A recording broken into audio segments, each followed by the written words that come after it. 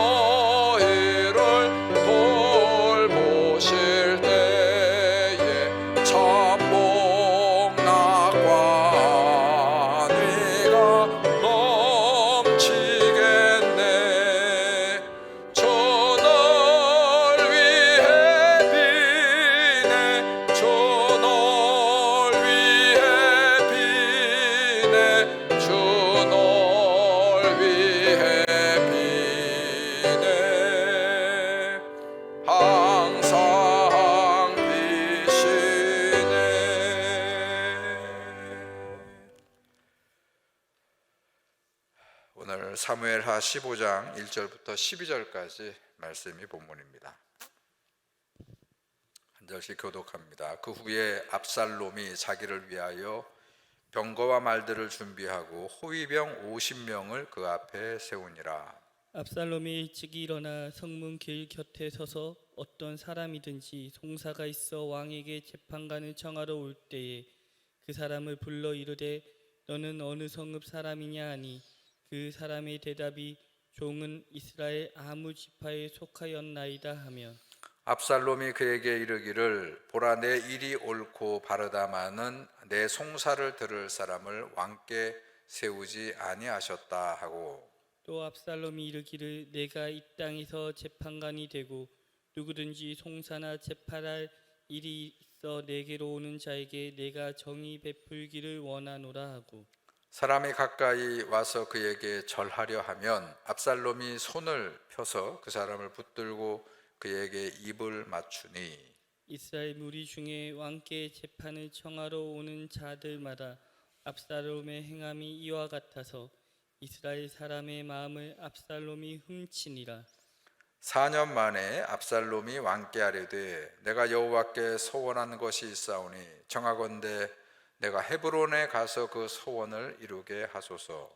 당신의 종이 아람 그술에 있을 때에 서원하기를 만일 여호와께서 반드시 나를 예루살렘으로 돌아가게 하시면 내가 여호와를 섬기리이다 하였나이다. 왕이 그에게 이르되 평안히 가라 하니 그가 일어나 헤브론으로 가니라.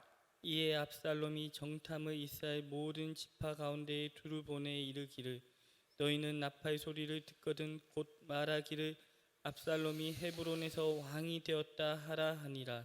그때 청함을 받은 200명이 압살롬과 함께 예루살렘에서부터 헤브론으로 내려갔으니 그들은 압살롬이 꾸민 그 모든 일을 알지 못하고 그저 따라가기만 한 사람들이라.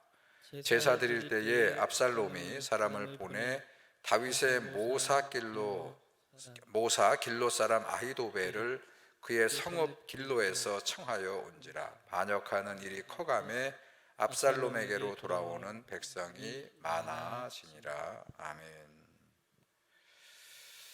자, 뭐 극적인 그런 화해 만남이 이제 다윗 왕과 압살롬 아들 사이에 일어났는데, 근데 이제 결과적으로 압살롬은 아주 교활한 그런 사람이어서, 그래서 아주 교활하게 조심스럽게 그러나 필요할 때는 과감하게 그렇게 지금 백성들을 선동하고 조정해가면서 자신의 입지를 강화하고 굉장히 욕심이 남아있는 그런 내용이었잖아요. 앞에 보게 되면 왕 대신해서 자기가 다 판결을 하고 송사를 하고 재판권을 행사하고 입도 맞춰주고 그렇게 할 뿐만 아니라 또 이제 그 지지 세력이 생겼다는 것을 배경으로 반역과 욕심을 품고 그렇게 행동하는 장면이 오늘 함께 읽은 내용이에요. 자, 2절에 보시면 거기 압살롬이 아침에 일찍이 성문에 나가서 어떤 송사 문제를 가지고 있는 사람들이 왕에게 재판을 요청하러 오게 되면 그런 사람들을 접근을 해가지고, 오늘 본문에 여러분 3절 보세요. 그들에게 이르기를 보라 내 일이 옳고 바르다마는 내 송사를 들을 사람을 왕께서 세우지 아니하셨다. 자, 다윗 왕의 재판이 공정하지 못하다는 얘기를 하는 거예요. 그리고 자기가 그거를 어떤 일이 있는데 그리고 다 자기가 그 사람들을 도와주고 정성 어린 마음으로 이렇게 백성들을 선동하고 있어요. 자, 아마도 이제 다윗이 이제 왕의 자리에 오래 있다 보니까 이제 조그만한 그런 일에는 조금 아무래도 좀 처음 초보의 마음은 아니니까 그 조금 소홀하고 뭐 이렇게 된 것들, 그 틈, 즉 다윗과 백성들 간의 그 틈을 비집고 들어가는 것이죠. 그리고 거기에서 뭘 하는 거예요? 이간질하는 거예요. 정치적으로 백성들을 이간질하고 그렇게 치밀하게 계속 반복하고 있다는 것이에요. 여러분, 세상에 완벽한 사람이 누가 있겠습니까? 완벽한 제도가 어디 있겠어요? 우리 교회도 마찬가지예요. 완벽한 그런 교회가 어디 있고, 뭐 대통령 역시 마찬가지고, 완벽한 그런 대통령이 어디 따로 있겠습니까? 하다 보면 시간이 지날수록 초심의 마음이 조금 무너지는 문제도 있지만 뭐 늘 그런 일이 일어날 때 불평할 일들이 반드시 있죠. 매의 눈을 하고 그 사람을 보고 그 제도를 보고, 교회도 마찬가지예요. 그런 매의 눈을 가지고 보게 되면 왜 부족하고 잘못된 것들이 없겠습니까? 근데 그거를 파고들어서 자꾸 부추기고 그 건설적으로 그 문제를 해결하고 대안을 세워서, 그래서 이 이스라엘 공동체를 또는 우리 교회 공동체를, 이 나라 공동체를 회복하는 쪽으로 그렇게 하기보다는 그 틈을 이용해서 갈등을 조장하고 불신을 더 공고히 하고 더 확대하고, 그러면서 이간질해서 결국 그것들이 하고자 하는 건 뭐예요? 혼란을 부추기는 거예요. 압살롬은 그렇게 해서 그런 역할이 바로 압살롬인데, 근데 이 압살롬과 같은 이런 혼란을 야기시키는 일들이 여럿이 지금도 곳곳에서 일어나고 있다는 것이요. 요만한 일을 이만하게 막 확대하고, 그 다음에 똑같은 사안을 보는데 서로 어떻게 그렇게 입장과 주장이 다를 수 있는지, 그렇게 사람들의 마음을 혼란케 하고 음모를 서슴지 않고 이간질을 하는 그런 모습이 전형적인 정치고, 지금도 우리 바로 이제 엊그제 끝난 우리 선거의 과정에서 우리가 아주 그냥 충분히 보고 경험을 하지 않았겠어요. 우리 선거철만 되면 제가 보기에는 못 바뀔 것 같아요. 우리 선거가 이제 끝났는데 우리 뭐 다 이제 경험했잖아요. 우리 이 민주주의의 이제 꽃은 이제 선거인데, 그리고 이제 민의가 뭐 얼마든지 뭐 그거를 비난할 수도 없고, 그 선거에서 이제 한 표라도 이기면 그러면 이제 당선이 되는 것이고, 뭐 한 표라도 지면 이제 승복하고 이제 패배하게 되는 건데, 근데 그 선거의 과정에서 어떻게 해요? 어떻게든지 목표는 당선이에요. 뭐 그거는 정당마다, 뭐 정당의 목표는 권력을 잡는 거니까. 그런데 그 과정에서, 선거 과정에서 어떻게 합니까? 정책은 실종되고, 그 다음에 어떻게 해요? 상대방의 흠과 점을 네거티브하고 공격하고. 근데 우리가 털어서 먼지 안 나는 사람이 없고, 그런 거니까 그렇게 해서 막 네거티브 공격을 하면서, 그러면서 어떻게 합니까? 유권자들의 마음을 훔치기만 하면 되는 거예요. 그래서 당선만 되면 되는 거예요. 공약도 이렇게 크게 세우지만 또 지대하다 보면 그 공약도 물론 흐지부지 해서는 안 되겠지만, 그러죠. 지키지도 못할 그런 공약까지도 뭐 서슴지 않고 해서 결국은 유권자들의 마음을 훔쳐서, 그래서 투표를 더 많이 받아서 당선만 되는 게 지금 과거부터 지금까지 정치하는 사람들의 행보였다는 것이에요.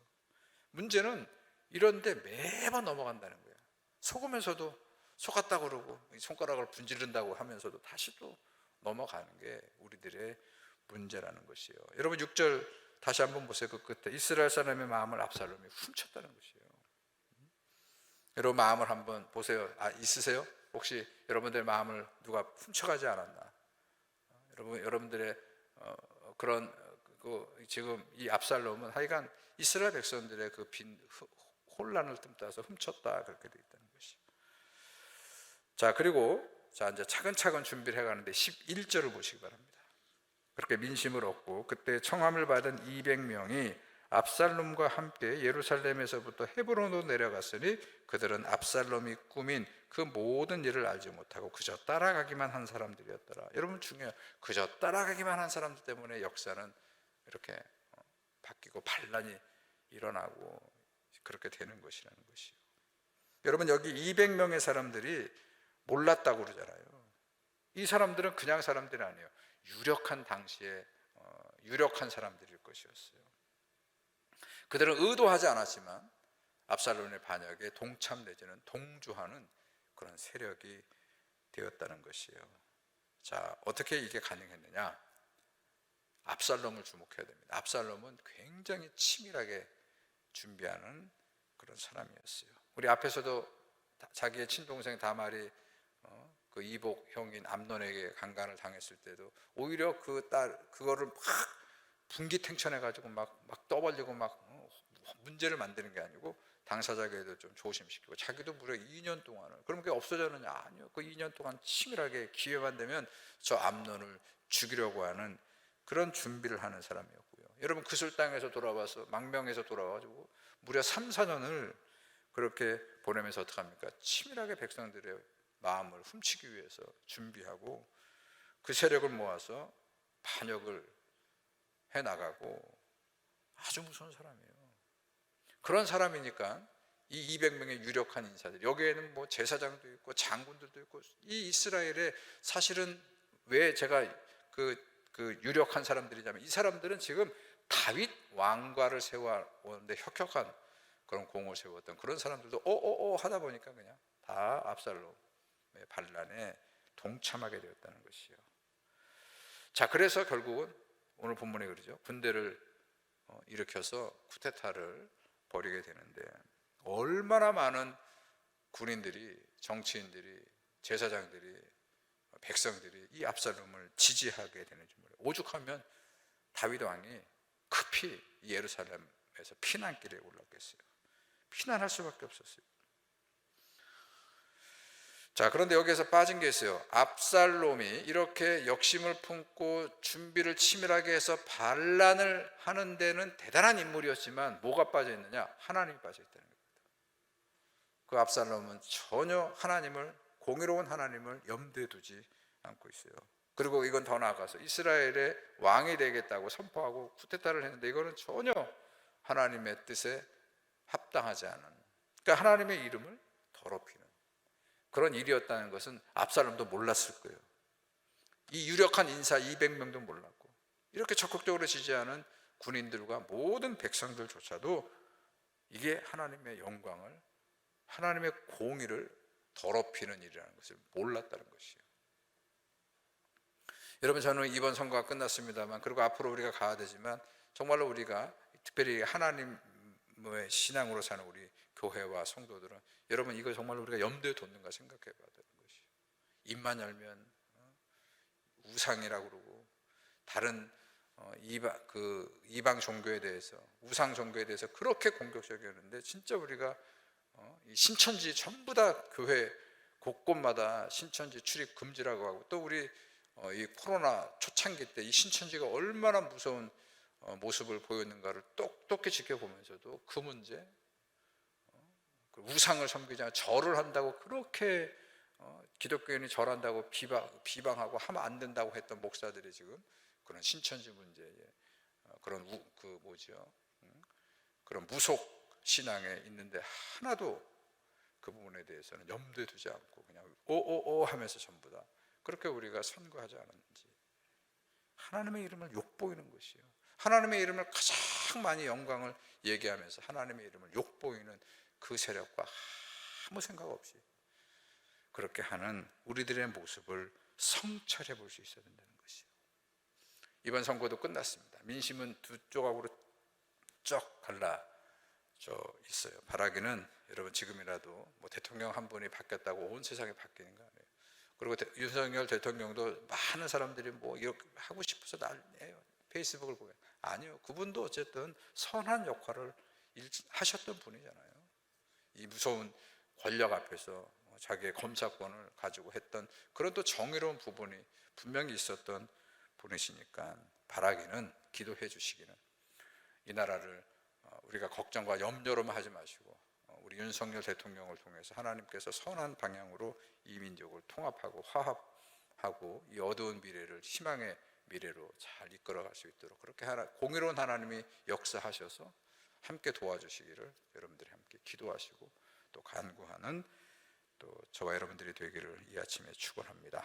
하나님, 오늘 압살롬이 치밀하게 준비하고 계획하고 또 이제 연세가 많은 다윗 왕의 그 빈틈을 이제 공략해서 백성들의 민심을 얻고, 그리고 많은 유력한 인사들을 그렇게 자기의 반란에 동참케 했지만, 그러나 압살롬이 잊고 있었던 것이 있습니다. 하나님의 공의로 세워진 이스라엘에 본인이 왕이 되어서 하나님까지도 제끼고 하나님의 영광을 가리우는 그런 일에 지금 몰두하고 달려가고 있다는 사실을 그가 몰랐듯이, 혹시 우리가 지금까지 달려오는 이 나라를 위한 모든 행보에 하나님의 영광이 가려져 있는 것은 아닌지, 우리 크리스천들이, 우리 하나님 앞에 믿음으로 사는 성도들이 다시 한번 조명히 우리의 모습을 돌아보게 하시고, 그리고 오늘 이 아침에도 기도할 때에 하나님, 모든 선거가 끝났습니다.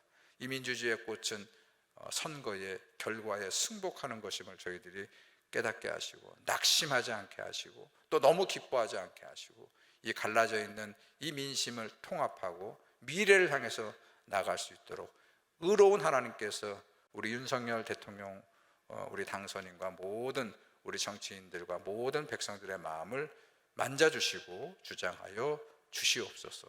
예수님의 이름으로 기도드렸습니다. 아멘. 하늘에 계신 우리 아버지여, 이름이 거룩히 여김을 받으시오며 나라의 임하옵시며 뜻이 하늘에서 이루어진 것 같이 땅에서도 이루어지이다. 오늘날 우리에게 일용할 양식을 주옵시고, 우리가 우리에게 죄 지은 자를 사하여 준 것 같이 우리 죄를 사하여 주옵시고, 우리를 시험에 들게 하지 마옵시며 다만 악에서 구하옵소서. 대개 나라와 권세와 영광이 아버지께 영원히 있사옵나이다. 아멘.